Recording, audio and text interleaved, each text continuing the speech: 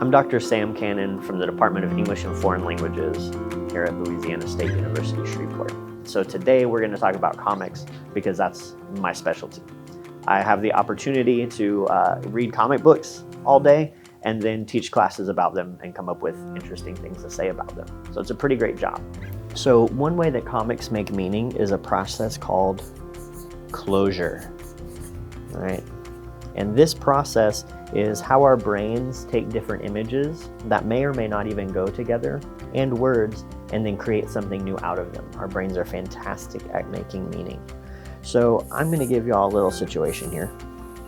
Right? When we make comics, we put multiple images together, and then this space right here in between them, this is called the gutter.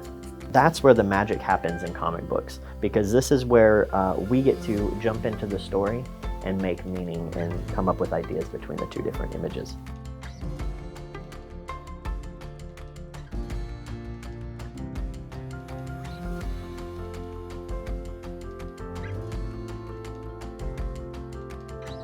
All right, so looking at these two images, our brain is going to come up with a story.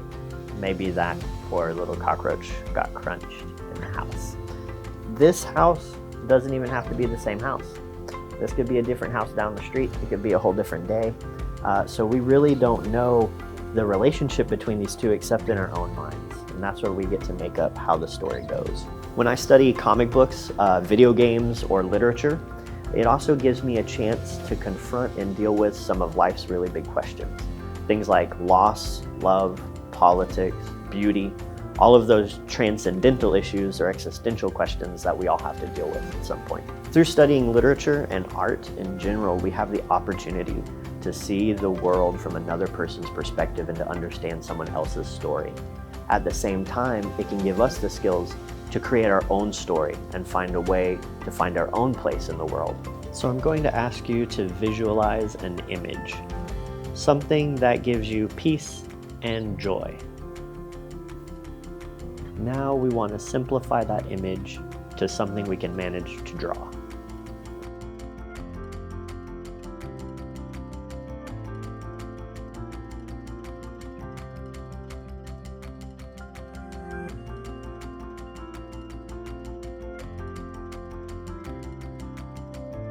Come up with a quote, something that just comes to mind, from a song, a video game, from a parent, an aunt or uncle, even a random kid down the street that just said stuff all the time. Whatever phrase comes to mind.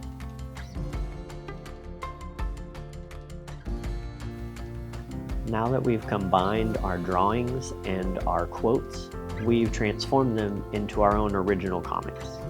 If you're trying to figure out the course of your life, one of the important things in that is going to be to figure out a career. At some point, we're all going to have to be on our own and figure out life. At the same time, that's going to be how you spend most of your day. The majority of your day will be spent doing your job.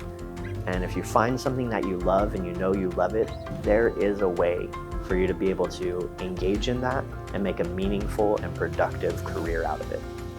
We all have, at some point, a search for happiness or meaning, and we can often look to possessions and cars or things like that that we see online that entice us and make us think that is where happiness is.